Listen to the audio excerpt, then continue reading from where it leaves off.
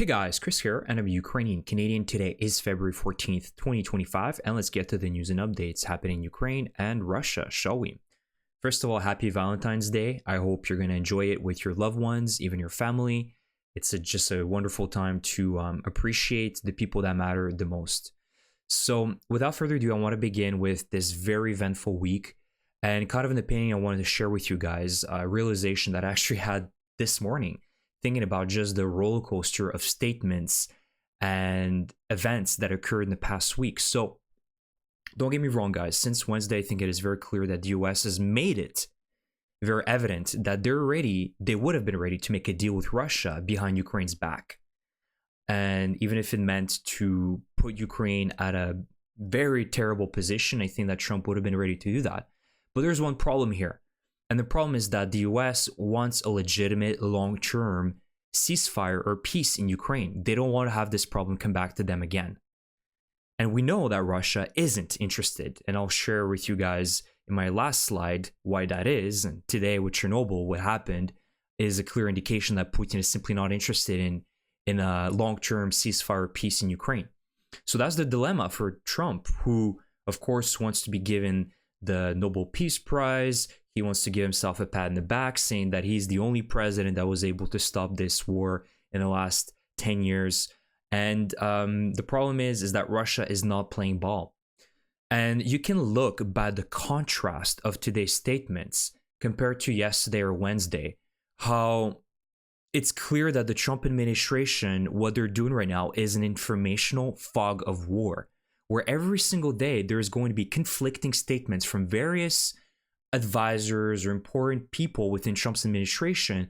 They're going to be seeing conflicting things. Today, you can see I've shared with you guys many statements from today alone from JD Vance, Republican Senator Graham. You had Keith Kellogg as well come out, U.S. Defense Secretary Pete Hegseth. So here, JD Vance said today that the options of military action against Russia are also open in case that Russia is not playing ball. Then you had Senator Graham say today that Ukraine needs to have continued support to avoid an Afghanistan scenario and stress the need for guarantees against future Putin attacks.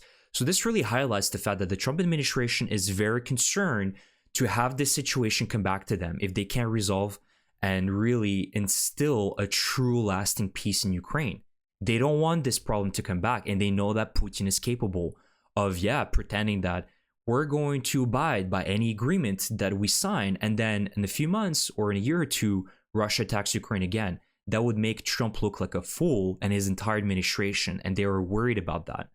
Then you have Secretary Hegseth, who a few days ago said that Ukraine is never going to be part of NATO, and Ukraine is going to have to admit and accept the reality that they'll never be able to take back their occupied territory since 2014. And now he says that, no matter what happens, Putin plans to declare victory regardless of the situation. And he emphasized that Russian efforts to capture Ukraine have been thwarted by Ukraine forces and their allies. Then you have Hegseth saying that definitely, when we were worried a few days ago that it's only just going to be United States and Russia having negotiations because, of course, of international pressure. Now Hegseth is saying, Europe will definitely participate in negotiations regarding the war between Russia and Ukraine.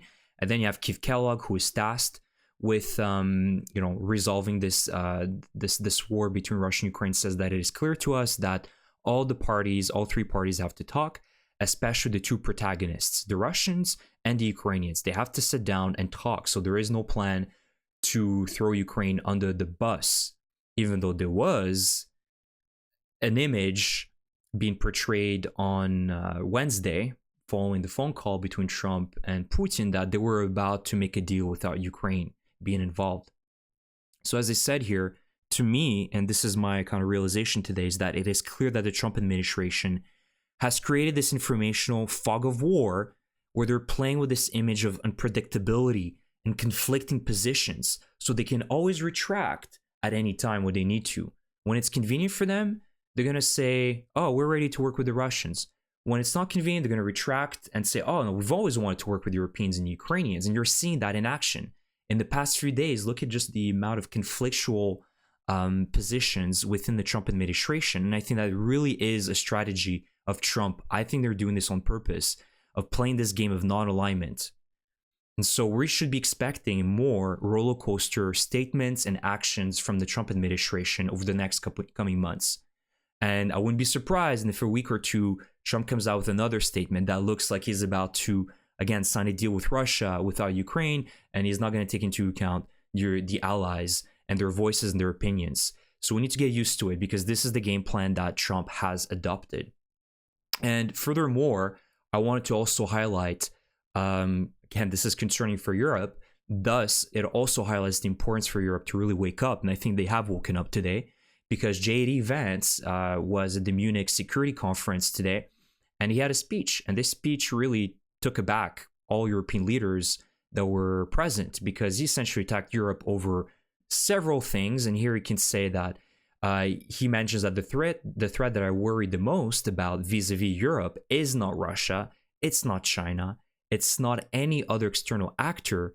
What I worry about is the threat from within, the retreat of Europe from some of its most fundamental values shared with the United States of America.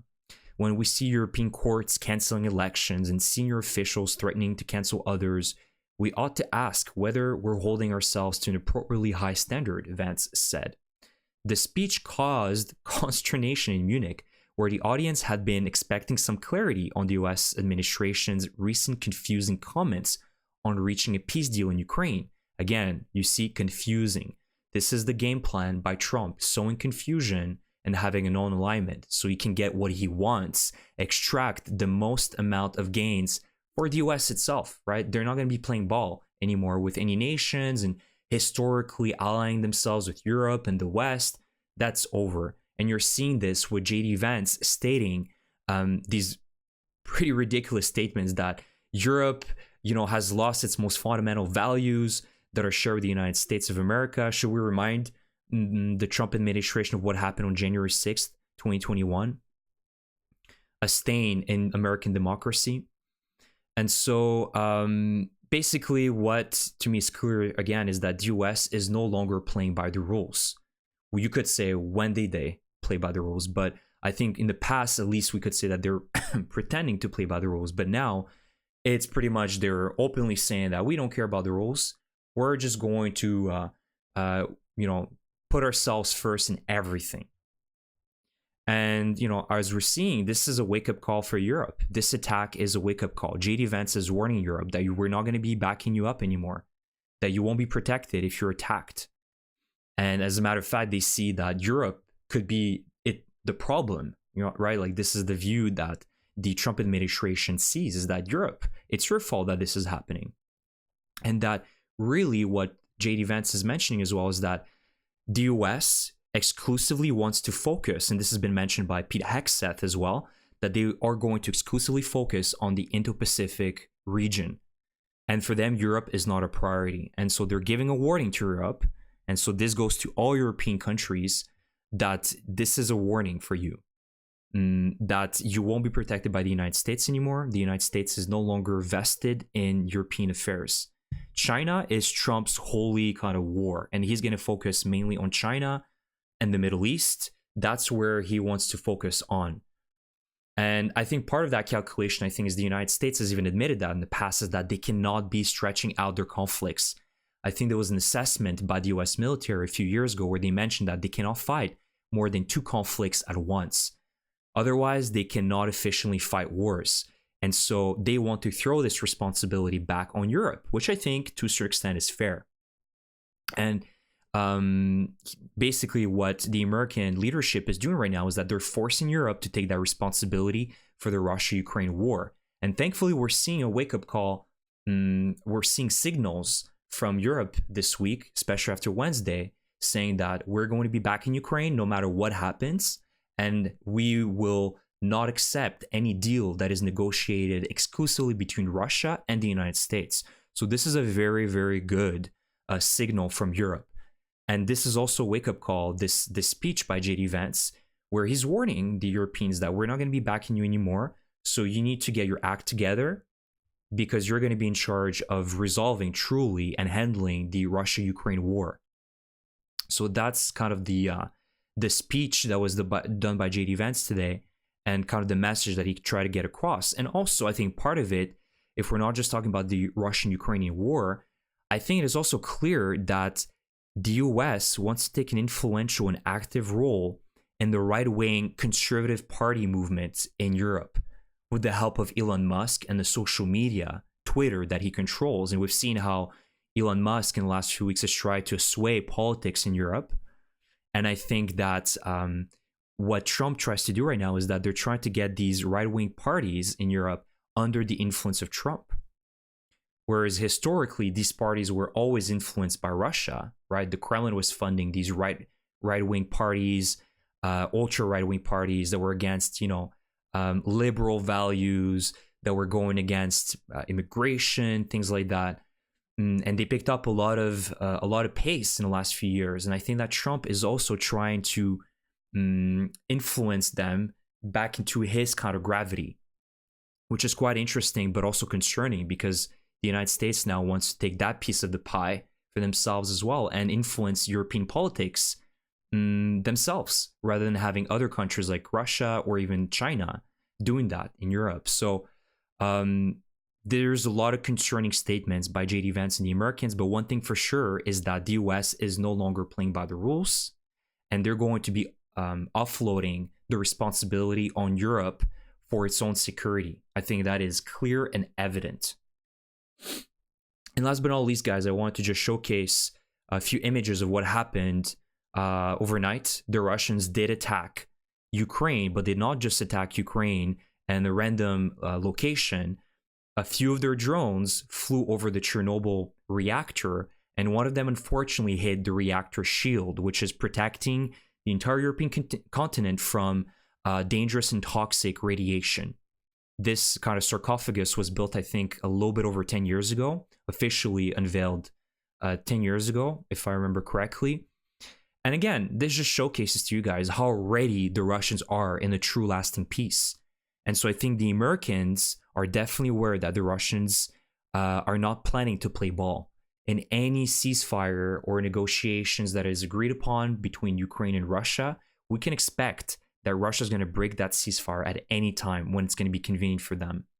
So just kind of a picture I want to showcase to you guys if you haven't seen them. This is concerning. For now, the Ukrainians are mentioning that there is no release of radiation, that the levels are normal. There's nothing to be concerned about. But imagine if it was a ballistic missile that could have done far more damage and made a massive hole in this sarcophagus. And who knows what would have happened after. So this is really concerning for me, and more reason for us to continue supporting the Ukraine military. If there's one thing that I'm always confident in is investing my extra dollars that I have in the Ukraine military so they can eliminate as many Russian occupiers as possible. So if you guys have any extra funds, any dollars that you want to donate, I have a few links below. That helps the Ukrainians build more drones, develop more military capabilities to fight the Russians and continue defending sovereignty, not only of Ukraine, but also Europe. That's extremely important. So with all that, guys, thank you so much. Let me know in the comment section what you guys think about my kind of comments with regards to the non-alignment and this game that the Trump administration is playing with this informational fog of war, always keeping us at the edge of the table whenever Trump makes a phone call or makes a statement. But I think that that's the game plan they're going with, and we should be expecting more roller coaster announcements and statements coming from the US over the next coming months. That's going to be their strategy and game plan. So with all that, guys, thank you so much, and I will see you in the next one. Slava Ukraini!